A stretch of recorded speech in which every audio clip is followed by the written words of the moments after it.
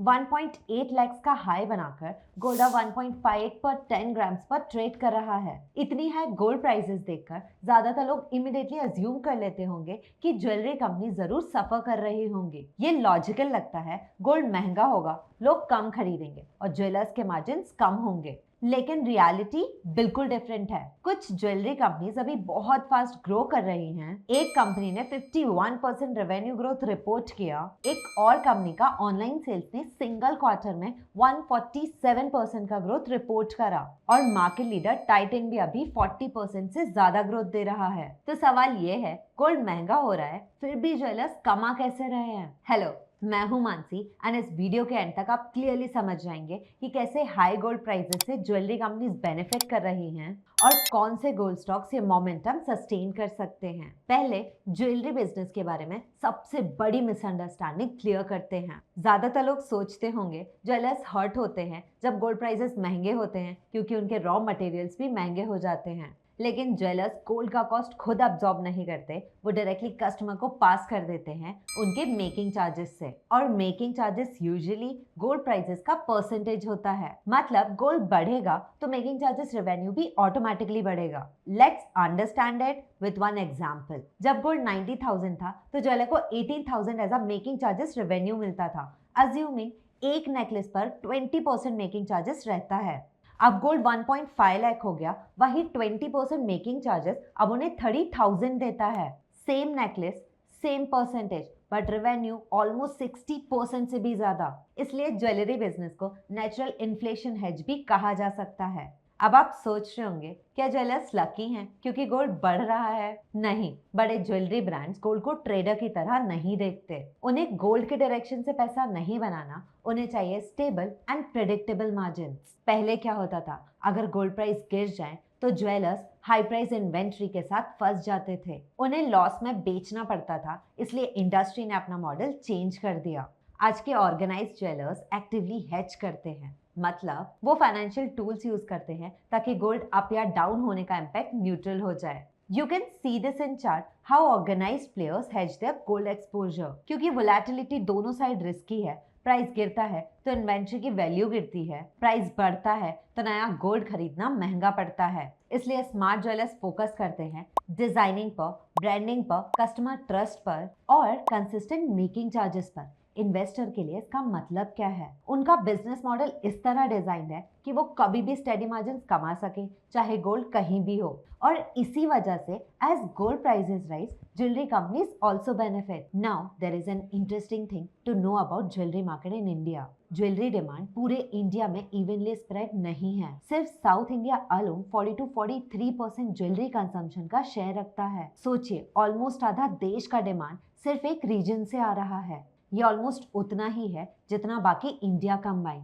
पर क्यों? क्योंकि साउथ इंडिया में ज्वेलरी बाइंग डीपली कल्चरल है। इट्स नॉट जस्ट फैशन, ये ट्रेडिशन है एंड रेगुलर बाइंग हैबिट है। यहाँ गोल्ड सिर्फ वेडिंग्स के लिए नहीं खरीदा जाता, festivals, family function, social status, savings habit, हर चीज से लिंक्ड है। गोल्ड को ऑर्नामेंट एंड फाइनेंशियल सिक्योरिटी दोनों की तरह ही ट्रीट किया जाता है। इंडिया के ज्वेलरी मार्केट में एक और स्ट्रक्चरल शिफ्ट हो रहा है। कुछ साल पहले तक इंडिया का ज्वेलरी मार्केट छोटे स्टैंड अलोन स्टोर्स डोमिनेट करते थे।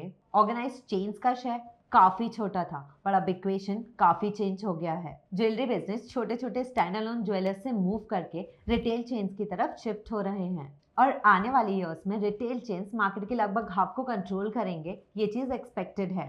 पर आखिर ये शिफ्ट क्यों हो रहा है? कस्टमर्स अब और ज्यादा aware and quality wise conscious हो गए हैं। उन्हें चाहिए प्योरिटी में transparency, billing trust, buyback guarantee and branded trust. और जब गोल्ड प्राइसेस इतने हाई होते हैं तो लोग और ज्यादा कॉशियस हो जाते हैं। वो एक्सपेरिमेंट नहीं करना चाहते, वो ट्रस्टेड ब्रांड चूज करते हैं। ये ट्रेंड डायरेक्टली बेनिफिट करता है कंपनीज जैसे टाइटन, कल्याण, सेंको को, क्योंकि ये ऑर्गेनाइज्ड रिटेल सेगमेंट का हिस्सा हैं। इसका मतलब क्या? चाहे गोल्ड डिमांड धीरे ग्रो करे, ये लार्ज प्लेयर्स फास्ट ग्रो कर सकते हैं क्योंकि वो छोटे एंड अनऑर्गेनाइज्ड ज्वेलर्स से मार्केट शेयर कैप्चर कर रहे हैं। Now let's talk about numbers we'll do the analysis of third quarter results of FY26 of key listed companies in jewelry sector. Senco gold ने लगभग 51% का रेवेन्यू ग्रोथ रिपोर्ट किया और उनका सेम स्टोर सेल्स ग्रोथ लगभग 39% था। सिंपल लैंग्वेज में customer सिर्फ नए स्टोर्स ही नहीं जा रहे, वो पुराने स्टोर्स में भी इक्वल स्पेंड कर रहे हैं। कल्याण ज्वेलर्स ने लगभग 42% ग्रोथ डिलीवर किया, लेकिन सबसे बड़ा हाईलाइट था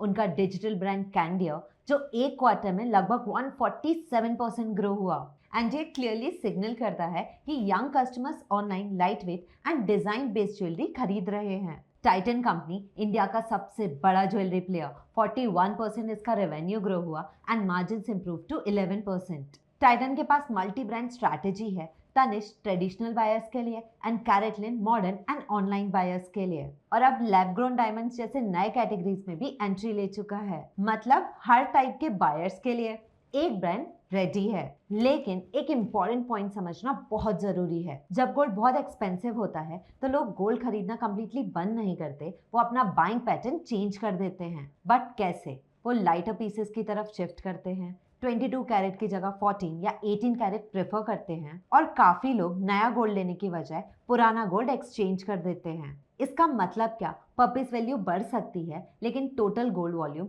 जो सेल हो रहा है वो कम हो सकता है। एक और मेजर इंडस्ट्री लेवल डेवलपमेंट भी हुआ है। इंडिया और यूएस के बीच बेसिकली एक ट्रेड डील साइन हुई है, जिसपे गोल्ड ज्वेलरी एक्सपोर्ट्स पर टैरिफ सिग्निफिकेंटली रिड्यूस किए गए हैं। यूएस इंडियन ज्वेलरी के लिए एक बहुत इंपॉर्टेंट एक्सपोर्ट मार्केट है। लोअर टैरिफ्स का मतलब एक्सपोर्टर्स के लिए better demand and better margins over time.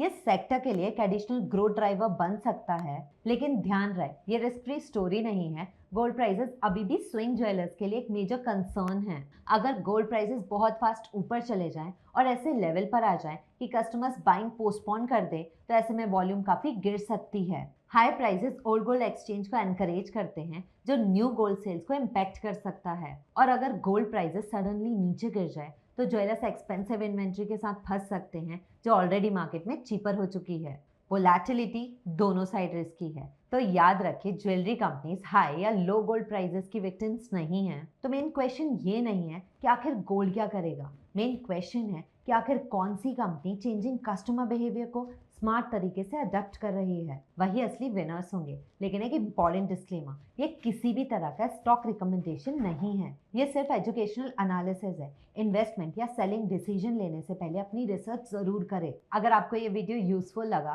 तो लाइक करना मत भूलिएगा, and don't forget to subscribe to Arihant plus channel. See you in the next one.